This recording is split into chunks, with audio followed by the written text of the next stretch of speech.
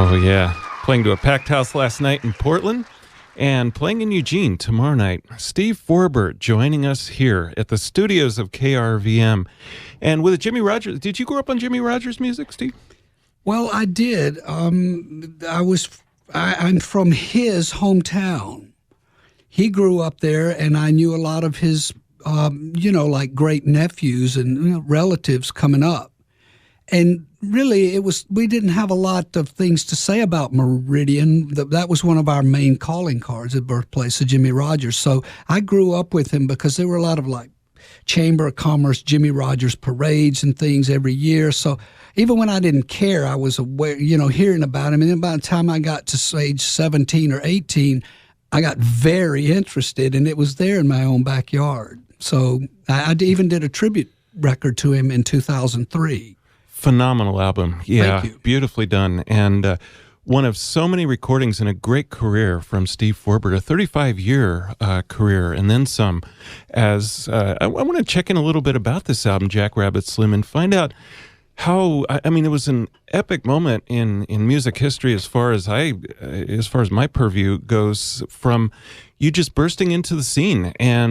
And how did that album come together, Jackrabbit Slim? Do you have some memories and stories of putting that classic record together? Yeah. Mike, it came together by default. I had selected a certain record producer, and we had booked the whole sessions and everything in Nashville with the musicians, the studio, the engineer, all of it, lodging. And then Barbra Streisand decided she wanted to work with the same record producer. You always think of me and Barbra on the same path, doing the same things, and yet it happened again. And of course, what she wanted, she got from CBS Records.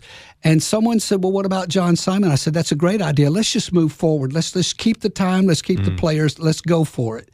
John said he could do it. And then there you go. We did it. And did you ever? That album is such a classic. And we're making another one together now, Mike. Oh, fantastic. My next record is being produced by John. Wow, 35 years later. Well, yeah.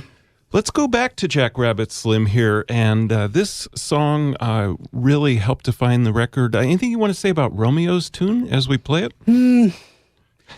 Well, I still sing it. I still love it. I still get into it. I still relate to it. It's a pleasure. Steve Forbert here at KRVM.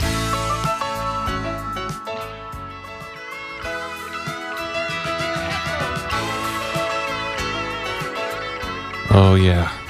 An American classic, Romeo's Tune, by Mr. Steve Forbert, who is joining us here in the KRVM studios and is playing in concert tomorrow night here in Eugene. So hanging out in Eugene for a day or so. Nice of you to get here early and join us. This has been good, and I may really just flip out and go to the movie, Mike. Something really casual and just regular thing to do instead of running around like a what do you call it, a road runner? Yes, or this rabbit on the back of your album. Or a jackrabbit, that's right. Exactly. And where do you call home now?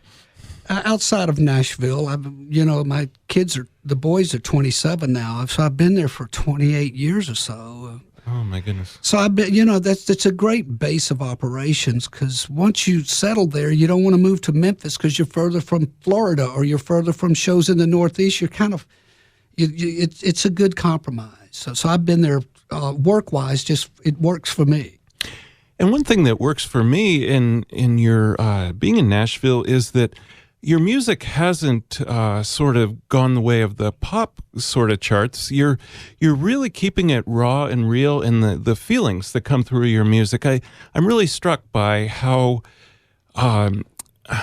really descriptive you are with the feelings and the settings and things like that. And I'm curious, I don't know, did that come naturally to you to be descriptive in that way? Did you take any writing classes or any therapy that helped you write in this way? Because it's absolutely, it's therapy for me to hear your songs.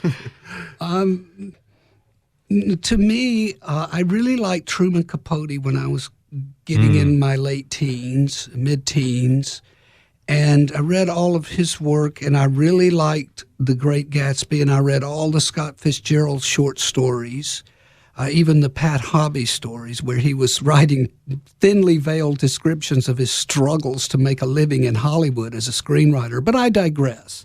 Anyway, that's really about it. Those were influences. And then there's just all the music. I mean, if you get into the lyrics of, from Bob Dylan to Robert Johnson, John Lennon, Paul Simon, the bar was so high. So if you just try to emulate those people, there you go. There's your training and there's your challenge. Mm. And then as you bring it to an audience night to night and travel all around the world, really, are you still traveling outside the United States? Yeah, I've been to Japan in the last 2 years. I've been to Stockholm and Copenhagen and Bergen and Oslo this year. Mm-hmm. And of course, all over this continent. And you mentioned a lot of names of people inspiring you. And are there any contemporary? What keeps you going right now? What keeps you really? You got a new album? Yeah, hopefully out by March, and I think it will be raw enough and yet produced enough to be a winner. I think people will like it. But what keeps me going is still the music.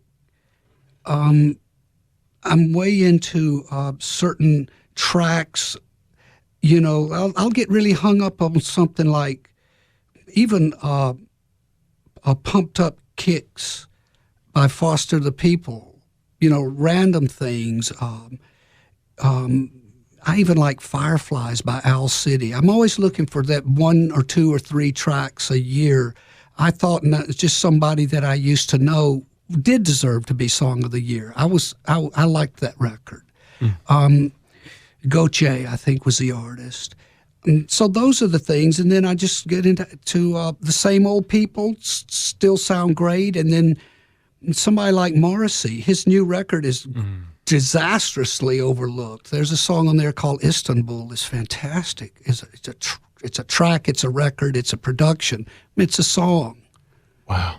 We're visiting with Steve Forbert, who has, worked in so many different realms. And one of those realms I was checking out today was on a Cyndi Lauper video, Girls Just Want to Have Fun. There you were. I didn't know that you were in that video. And that must have been an experience. Yeah, the thing was, I picked up on Cyndi's talent when she was in a group called Blue Angel.